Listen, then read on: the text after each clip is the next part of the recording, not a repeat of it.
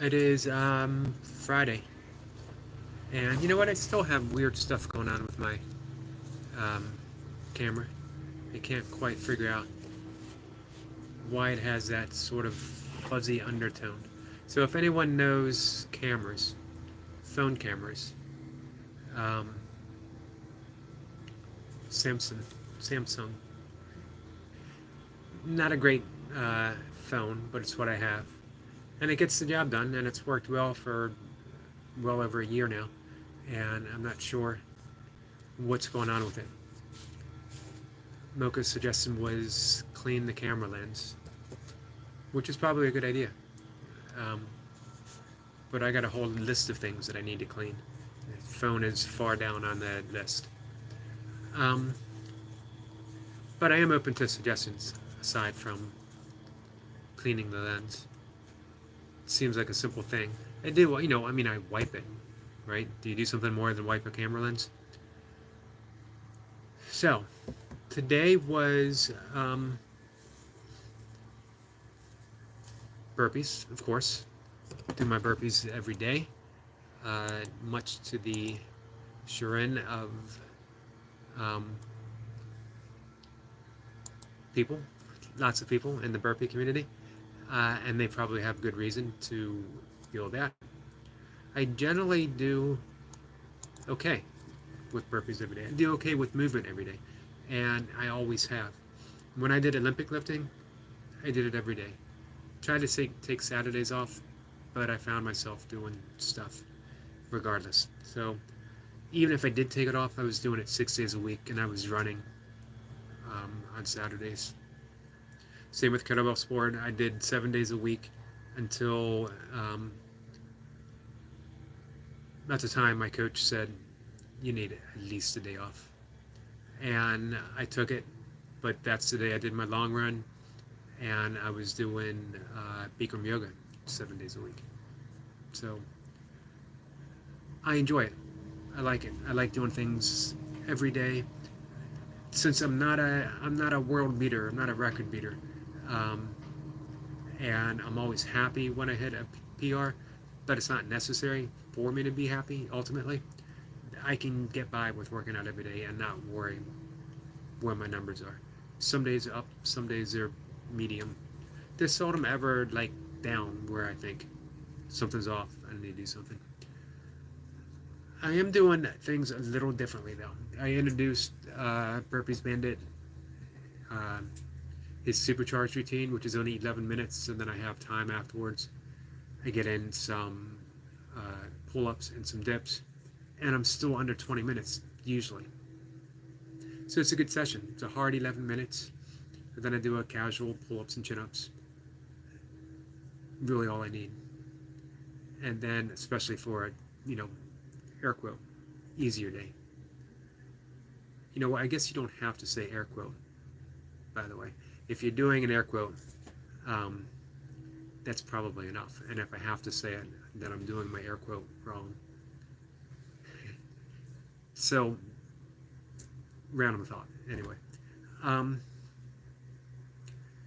and then I decided to, um, careful thinking, to introduce restorative burpees.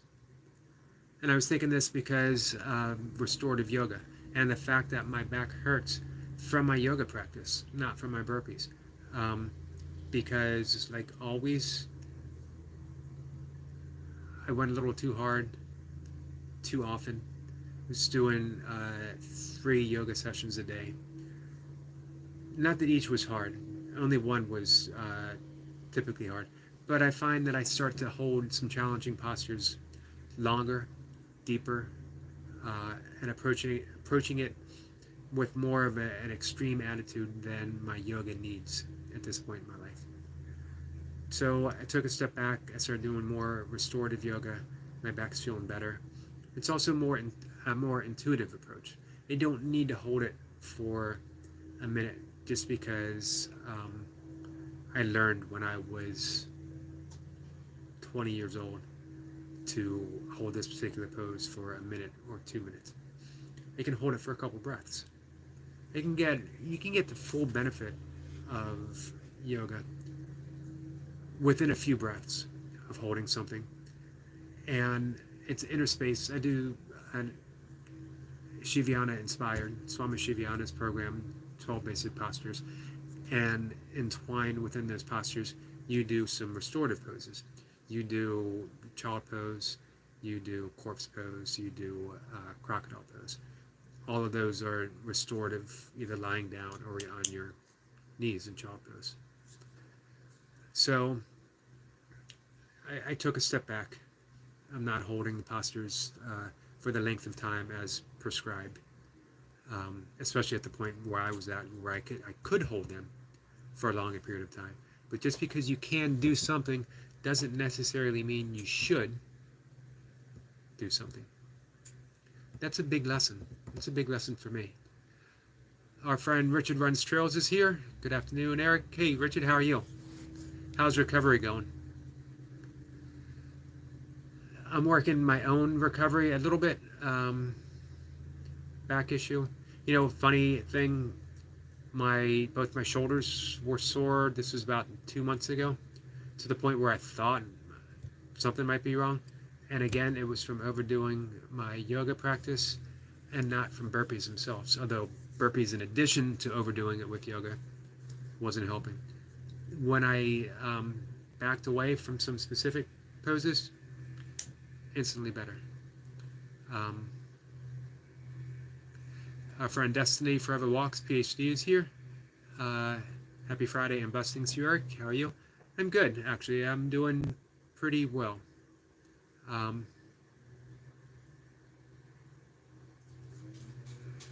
Richard is asking how to do a meditation. I saw Bellini Investments doing one. He does a breath-focused meditation. I believe he's doing Vipassana, which is gently watching your breath, inhaling, exhaling, or in Zen practice, you might watch your belly rise and your belly fall. You can count your breath.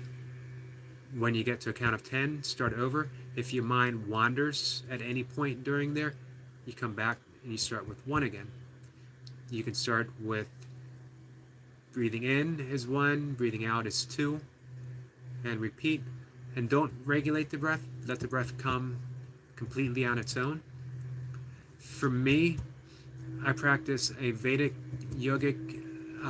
I have done Vipassana meditation in the past, but I practice and I teach. I'm a certified instructor through the Chopra Institute of Vedic mantra meditation, which is extremely similar to transcendental meditation. It comes from the same oceanic family, the same Vedic family. Let's see. Richard says that he's doing good for his rehab. Saw a doctor today. He said all is good, but need brace 1 more month. Month is going to fly by. I'm glad to hear that you are doing better. Richard is asking, do we just focus on a subject? Yes. Now, it all depends on the practice. In primordial sound meditation, which is what I teach, it's a mantra-based meditation. You think the mantra, and the mantra is a Sanskrit word that doesn't have any meaning. It corresponds with the month and location and year that you were born, and the vibratory rate of the universe at that time. There's 108 primordial sounds. You are given 1. You don't focus on it. You gently think it. It doesn't have any meaning, and you don't want it to have meaning. Otherwise, you start conceptualizing. You start thinking, if you meditate on the word hope, you start thinking all the things that are related to hope. And then you're not meditating, you're thinking, you're contemplating. So when you have a mantra that is based on a sound and not meaning, you gently think the mantra, and the mantra does the work itself. It takes you deeper and deeper and deeper into a subtle level of silence. There's also passage meditation, where you take a favorite inspirational passage from a holy text could be the Bible. I used to use the prayer of St. Francis, one of my favorite prayers. And you think the passage very slowly, allowing each word to drop down into your consciousness. When you find that your mind wanders, and your mind always wanders, you come back to the beginning and you start again, and you fall into that again, that deep silence. Richard says, so you focus on breathing and not any special subject. Breath awareness meditation, and that, I believe that's what Bellini, I think I'm pronouncing that right. I believe that's what he does. I have to say, I appreciate YouTube handles that I can pronounce. So I was very happy to become friends with Richard Runs Trails, because I can pronounce Richard Runs Trails.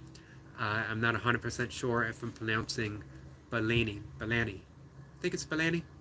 I'm not sure if I'm pronouncing that right or not. Richard, I'd be happy to. I teach meditation for a living. Various styles, but I'm a certified primordial sound meditation.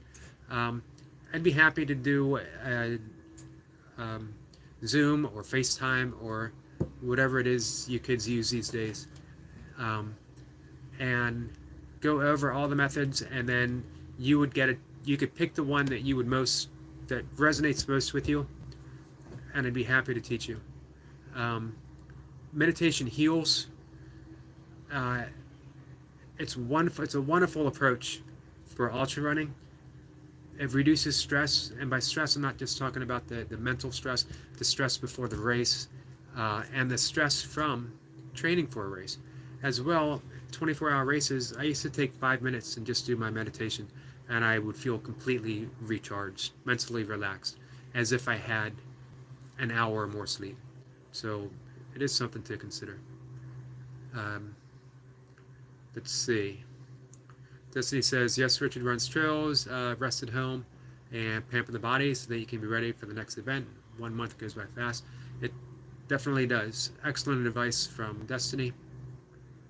And she says that breathing is so important. The primary role of breathing is to absorb oxygen and to expel carbon dioxide through the movement of the lungs. Great teaching. Great teaching from Destiny. Richard says he does for 1 hour. It seems like a long time. Thanks, this is interesting. An hour is a long time. I generally meditate between 20 and 30 minutes twice a day. I've done longer sessions, and occasionally I do still, but I don't find it necessary. I get exactly what I need from meditation during my shorter sessions. Not that is shorter. You can meditate. I remember talking to Hybrid Jim back in the Barefoot Burpee day, of just doing 5 minutes of meditation twice a day. And I taught him offered him it's called a So-Hum meditation. So-Hum is the Sanskrit vibratory sound, the natural mantra of the breath. And what you do is, and you don't need to be in a special position. You could be seated, comfortable chair, hands on your lap, hands on your knees. You can do a mudra if you want, or like that in your lap, or you can just put your hands on your lap, however you want. Palms down, palms up. You want your back straight but not rigid, comfortable. Shoulders relaxed. Do a quick little body scan, make sure that everything is relaxed, that you're not slumping. You want that energy to be able to travel up and down your spine. You close your eyes. Zen meditation, they'll keep the eyes open. Other Buddhist meditations, they keep the eyes half open. But we're working on an inward focus. So we close our eyes. We let the breath take care of itself. You don't need to tell yourself to breathe. You don't need to tell yourself to inhale or to exhale. You let it come in naturally on its own. And when it comes in, you think to yourself, So, S-O, so. And when it comes out all by itself, you think hum. The mantra is so, hum. And you just let the breath come on its own, and you think so, release on its own, hum. Again, it's the natural mantra of the breath, and it takes you very deep. What happens is the breath starts to become slower and stiller, and you start thinking it's so, and there'll be a pause, hum, and there'll be another pause. And you start to reside within that pause. You start to reside within that silence. Your mind will wander. That's the nature of the mind. That's why it's not a concentration practice. It's not focusing on the breath. When the mind wanders, you catch it. Nice and easy, and you bring it back to the breath. You bring it back to the mantra. Very profound meditation. You could do that 5 minutes twice a day. 10 minutes twice a day. I think I did a video on how to do it, and if I haven't, I'll do another and we'll clarify it. It's a very, some people think of it as a beginning yogic mantra meditation. It's a very profound meditation, and it could be the practice of a lifetime. No such thing as a beginner's practice in meditation. The only difference between a beginner and an advanced meditator has been doing it for quite some time, and maybe their thoughts don't wander as much, but they still wander. They just catch it quicker, and they come back to the breath. So I hope that's helpful. With the mantra meditation, you don't focus on the breath at all. Again, you just think the mantra. It's a very gentle, effortless. You don't concentrate on the mantra. You're not gritting your teeth and thinking, I can't think of anything else but this word. You just think the mantra, you let it go. 4 things can happen during meditation. You could be thinking the mantra. You could be having thoughts, everyday thoughts. What am I going to have for dinner? I can't believe my boss yelled at me. My kids are being bratty. I got to walk the dog. Everyday thoughts. You could fall asleep. Happens. Sometimes you get so relaxed during meditation, you fall asleep. Or you could slip into the gap, number 4. The gap is that space between each and every thought. It's the space between words. It's the space that gives meaning to the words. If we didn't have that space, it would just be a long stretch of vowels and consonants that made no sense at all. Space is already there. It's natural. And the goal of meditation is to gently and easily fall within that gap, the ever-present silence. And then a thought comes and it drifts by. You don't hold on to it. You're detached from the thought. Sometimes the thought will catch you and you run away with it. And when you do, you just go, oh, I'm thinking. And you come back to the mantra. Very easy, gentle approach. If any of those 4 things happen during meditation, it is still 100% successful meditation. You don't judge your meditation by how much time did I spend in the gap. As a matter of fact, you won't even know that you slipped into the gap until you come out of it. Because the gap, the silence, there's nothing to compare it to. We only know the gap when we're out of it. We can only know silence in comparison to a word appearing, if that makes sense. Destiny says, I meditate a lot even when I'm moving about. The training of attention stabilizes my mind. It results in peace and calm. The training of awareness results in wisdom and insight. I find in tuned. I agree with Destiny 100%. And you could do this walking meditation. The Buddhist practice, there are all kinds of meditative practices. I like the mantra meditation. I've been doing it for 30 plus years. I've been teaching it for a number of years now.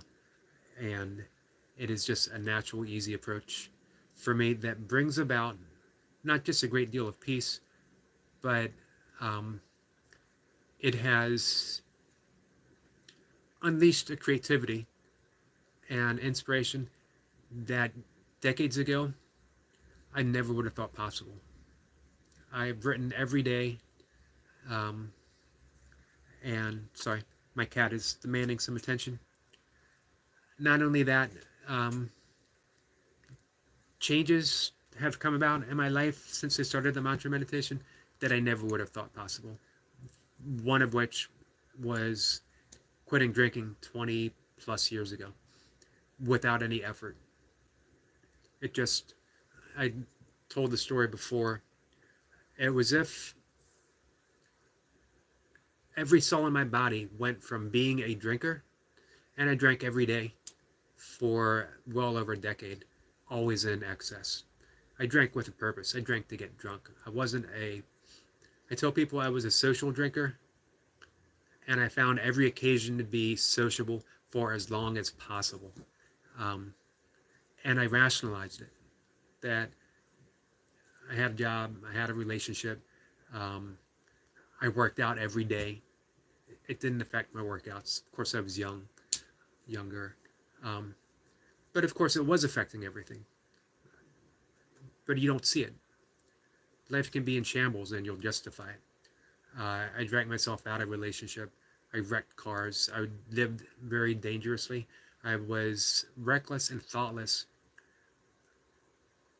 for the well-being and welfare of other people. If you get behind the wheel and you drive and you're drunk, you're stupid and you're selfish and you're harmful. And I was all of those things, but I was also a good person, so I rationalized it. How could what I'm doing be bad? I'm well liked. I was a fun drunk, but I was a drunk. One day, I wasn't. I stopped.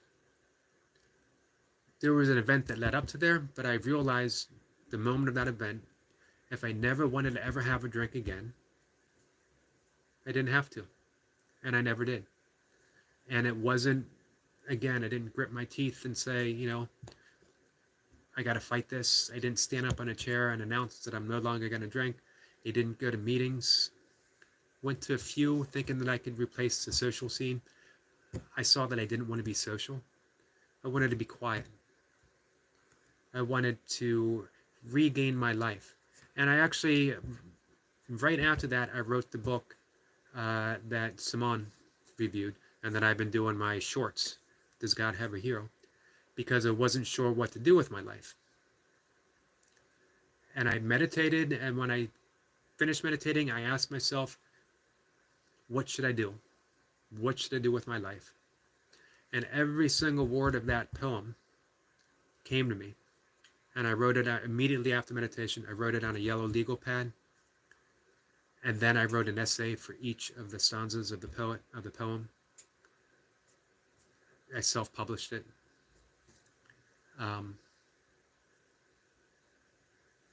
But again, it was like, every cell in my body decided to be something different. The same when I became a vegan. All of a sudden, I was a vegan. And I attribute all that to meditation, bring it back full circle. Because there were some changes I tried to make before, and I found it all but impossible.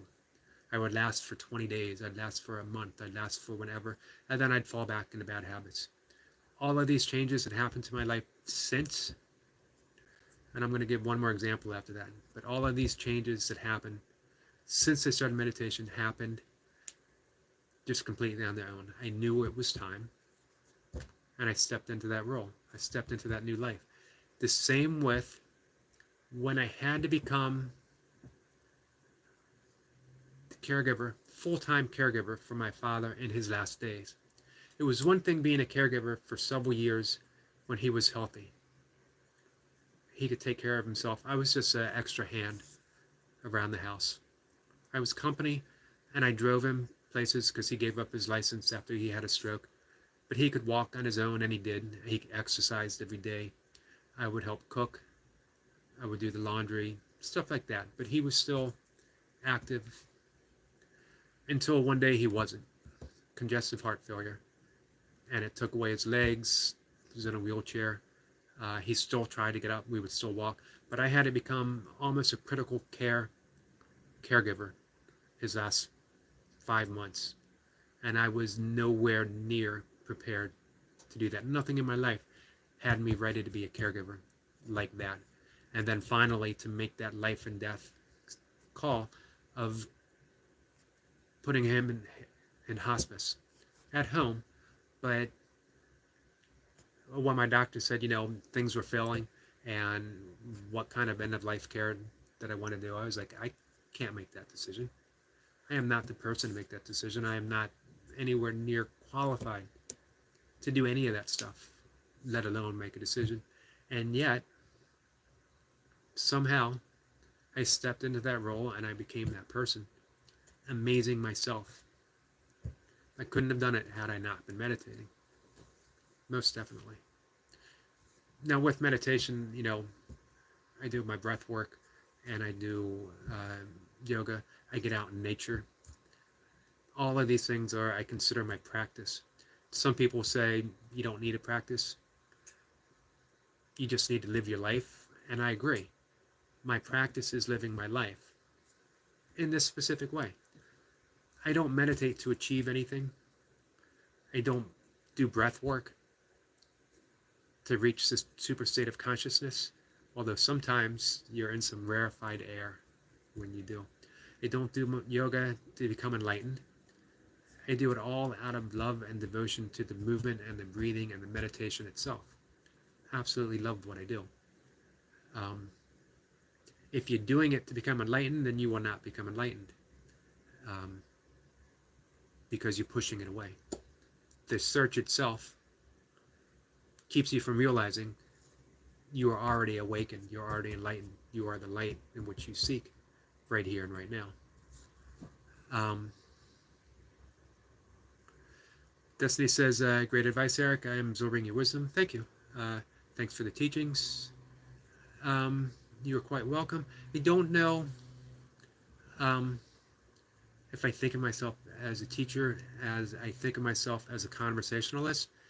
And when I talk to great souls such as Destiny Forever Walks, when I talk to people like Richard, when I talk to Hybrid Jim and Osiris, I think it's more a reflection of that group wisdom that we all have that comes out.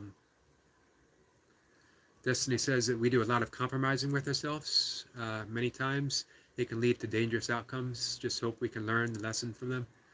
I agree. And it's not just exclusively to the young. Sometimes we get away with it so long that we keep putting off growing up. It took me a long time to grow up. I am fortunate, and I'm thankful every day that I did not hurt anyone for my recklessness. Okay, I did hurt someone. I did hurt people. I hurt people in relationships with me. I hurt the people who cared about me, who were waiting for me to grow up, waiting for me to put this stuff aside, to, if you want to be an artist, if you want to be a writer, it's easier to fool yourself and to have that tortured artist persona that I'm in a writer's block or I'm uninspired. I can't think of anything to write of, so I need to drink myself into a stupor until I feel creative. And it's a cop-out. If you want to be a writer, if you want to be a painter, if you want to be an ultra runner, you don't talk about it. And you don't bemoan the fact that you're not in shape to run 100 miles. You put one foot in front of the other until you are in shape to run 100 miles. You write every day, perfecting your craft. You stare at an empty canvas until that first inspiration to put just a stroke. Which reminds me of, and I use this often, Michelangelo talking about David. And he was asked, how did you carve David from a single block of marble? And he said it was simple. David was already in the stone. He just removed everything that was not David. That's our life. We're already awakened. We're already enlightened. We're already capable of running 100 miles. Now take away everything that is preventing you from doing it. And it's done. So Richard Run Trails ran 100 miles. How he runs 100 miles. He doesn't think, man, how am I ever going to get in shape for this? You just do it. You get in shape. You get in shape by doing what you love to do. You go out and you run. Before you know it, you're ready to give it a shot. And if you don't do it this time, you try again the next. It took me 3 times before I ran 100 miles. And then my second attempt, I DNF'd. Richard says, I've removed 10K at a time. Time flies by. It's the way to do it. So, for me, man, I cannot be thankful enough that I got serious about my meditation. The funny thing is, I started meditating at a young age, but just not serious about it. Meditate for a few days and take a few days off. Meditate for a week and take a month off. Meditate for a month and take a year off. It was a very haphazard approach. I was interested in it, but I wasn't committed. I was interested in yoga, but I wasn't committed. One day, for whatever reason, I found myself committed. I just started doing it. And I started doing it every single day. And everything changed. Highly recommend it. And I'm happy to teach it.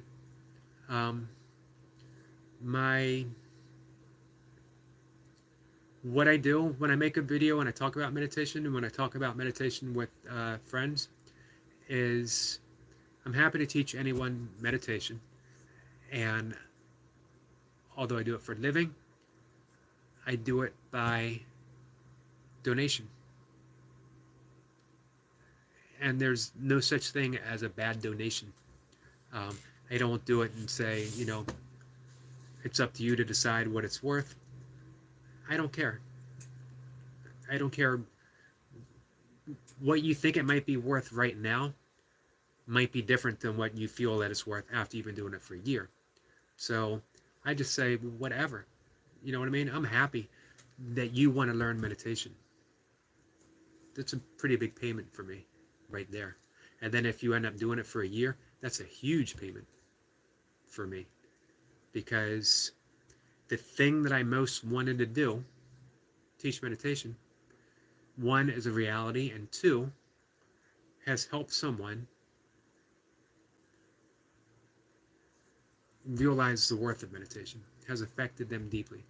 As well, we do become different people. We're less reactive, we're more responsive. And that's a big thing. Because when we react, we don't think of the consequences. Ever. Which in the case of fight or flight is often good. If you are attacked by a mountain lion, you want to react. No offense to mountain lions, which I am fond of, by the way. I have never seen one, but I am fond of them nonetheless. Our fight or flight is a leftover but imperative condition of evolution. Now, our responsiveness is consideration. It's thoughtful. I realize if someone cuts me off in traffic, I don't need to react. I don't need to feel threatened and chase them down so I can give them a finger and everything escalates. If someone bumps into me, I don't need to be an asshole about it. It's just a bump. I'm going to survive. I have nothing to prove. I've been in fights where I've won, and I've been in fights where I've been beaten to a pulp. Those days are over, and they were ridiculous when it happened. And every single one of them, when they happened, shouldn't have happened. There was no reason for them to happen, other than the fact that I was not in a position to say, sorry, and just walk away. I had to get my ego involved, or, you know what, that's wrong to say I had to get my ego involved. My ego got me involved. That's a big difference. That's the shift. we don't get rid of the ego is diminished to the point where we realize it's just a thought. Who we think we are is not who we are. It's just a thought of who we are. It's the narration. We no longer have to have that narrating going on in our lives. We just live our lives happily. The ego comes up and we smile. It's just a thought. We let it go. And that's the way you live a yogic life as well. Ahimsa, peace. We live our lives in a peaceful manner. Doesn't mean that we wouldn't defend ourselves and our family if need be, but we're very aware of what that situation really is, and it isn't because someone bumped into us, and it isn't because someone called us a name, it isn't because someone came on YouTube and said something mean about me. None of that stuff has any meaning in it whatsoever. And meditation creates space, or it reveals space. It reveals that we are spaciousness itself. So what's there to hold on to? It's just things appearing in this spaciousness. So, one last thing. I was talking about burpees. Restorative burpees. Going to be my new practice every few days after a hard effort, where I am breathing exclusively through the nose, and I'm doing recovering breathing right after. The key is, what you want to accomplish is you're toning the vagus nerve, that fight or flight response. You are going from fight and flight, you're kind of walking on that edge, fight and flight, and rest and digest. You don't want to go over that edge. You don't want to go in that full panic mode that you go when you're doing hell-bent on Navy SEALs or hell-bent on 6 counts. That's good, and I want to keep that up. But then you want those sessions where you are just learning to be responsive, learning to relax in that sense of increased heartbeat and respiratory stress, and then taking that stress down a notch. And you do that with the restorative breathing afterwards. It's a fun practice, and it gives me something to look forward to after a really hard session, especially after 700 plus days in a row of every session, almost every session, being balls to the walls. So, you know what? I'm 58, and I'm finally learning. It took me a while. We'll see. We'll see if I can be smart for any length of time. History does not show that that is so. But as I mentioned before, talking about meditation, history can change like that. We become new people. I'll use an example, and then I'm going to say goodbye to everyone. Paul from Damascus, who was a hunter of Christians. And not just because his government told him so, he did it happily. It was his mission in life. Hunt down Christians and to kill them. Because they were Christians, no other reason. They were a threat to the order of the Roman Empire. He didn't like them. He went out and he killed them.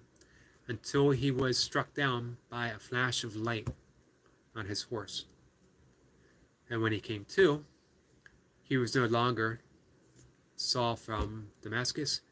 He was St. Paul. Soon to be St. Paul. He was Paul. We all have our moment being struck by that light. Who knows when it comes? But it comes. Things just were different. My moment when I quit drinking, when I quit eating meat, when I became a caregiver. Epiphanies. That's the key with meditation. It teaches you how to cultivate epiphanies and then live your life from that epiphanous moment. The only reason I'm really saying that is because I love saying the word epiphanous. And I'm not even 100% convinced that it's an actual word. If it isn't, it should be, and I'm going to keep saying it nonetheless. So with that, I'm going to say goodbye to everyone. Richard, anytime, honestly, happy to help. And Destiny, thank you very much. I am looking forward to more of your self-esteem videos coming up. I really love what you've been saying so far. And I'll see you guys tomorrow. We're going to do some burpees tomorrow morning.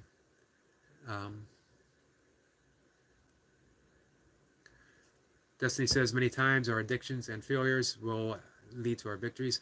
I believe so too, 100%. I might do a book review, by the way, today or tomorrow. Another episode of the Burpees and Books, or Books and Burpees. I have a book that I have been reading that is pretty fascinating that I'd like to share. So, all right. Bye to everyone, too. You have a good day.